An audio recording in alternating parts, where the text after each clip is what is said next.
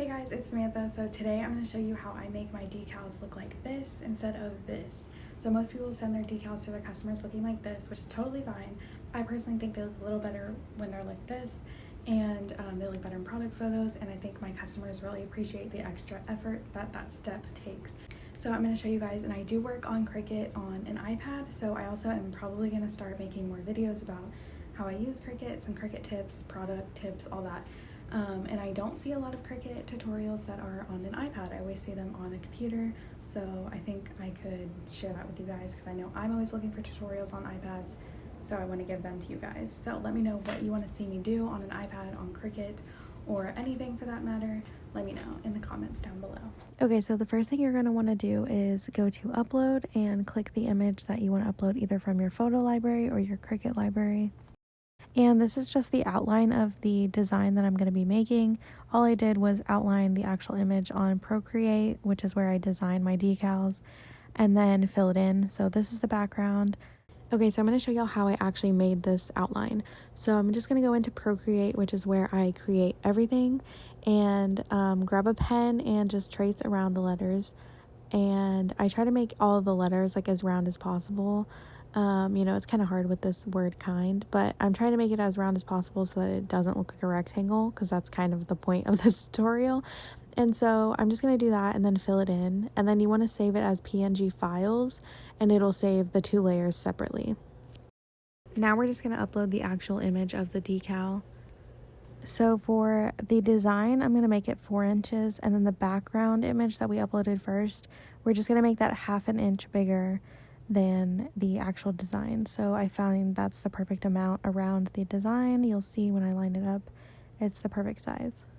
Okay, so now you're going to select shape and get the square, and you're going to unlock the dimensions. That way you can move it however you want.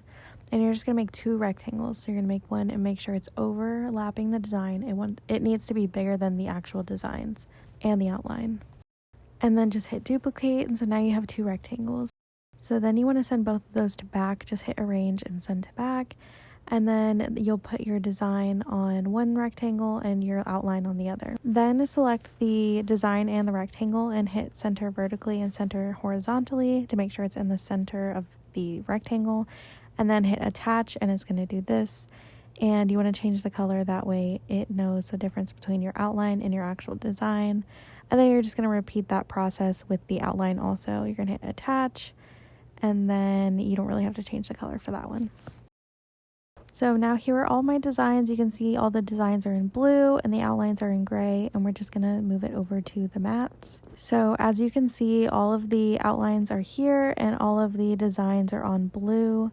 So you do want to rearrange your mats so that you're cutting your design first before your outlines. And then I'm going to go ahead and click on this second mat and hide this design, just because I've never made this many designs at once this way. So I'm going to hide that just so I don't confuse myself and put the wrong mat in. So we're just going to stick with one mat right now. That way I can show you guys how to do this. So I'm going to connect to my Cricut and then choose vinyl. The key thing here is to not change your dial on your Cricut machine to vinyl. You want to keep it on custom, because when we're going to cut the background, you want to cut it on a different setting. So if you do change your dial, you might forget to change it from vinyl, and it's not going to cut all the way through. So now you're just going to let your Cricut do all the work, and it's going to cut your design out, including the rectangle that we added, and then you're going to fully eject it from the machine. Okay, so here's where the rectangle comes in handy. It's super easy to weed, and of course I can't do it with one hand, so I'm gonna go ahead and do that. You just remove the rectangle, and then you just want to weed all your designs the way you would normally. Just remove all the middle of the letters, and then I'll show you guys what that looks like when it's done. So here are all my designs once I've weeded all the middle of the letters and taken all the rectangles off. I do want to let you know that we do have a catastrophe, and 2 of these designs do not make it to the final cut, but I'll show you that later. So right now we're just going to put transfer tape on top. This is my gridded clear transfer tape that I love. I will link it down below, but you're just going to smooth this all the way over all the designs. And to avoid my mistake, make sure there are no air bubbles. Okay, so now you want to choose heavy cardstock to cut through the vinyl completely and create the design that we're looking for. So you want to do that, and then you're just going to load the mat back in, and it's going to cut all the way around all of your designs. It's gonna cut the rectangle and then the actual outline.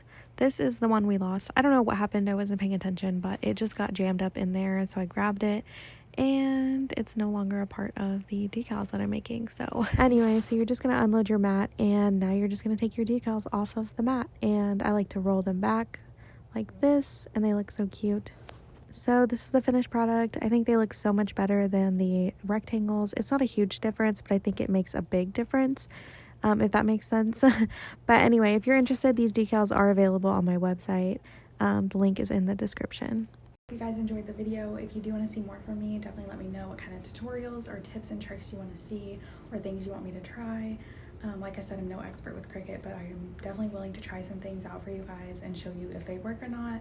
And yeah, so thank you for watching. If you did like this video, give it a thumbs up and subscribe for more videos.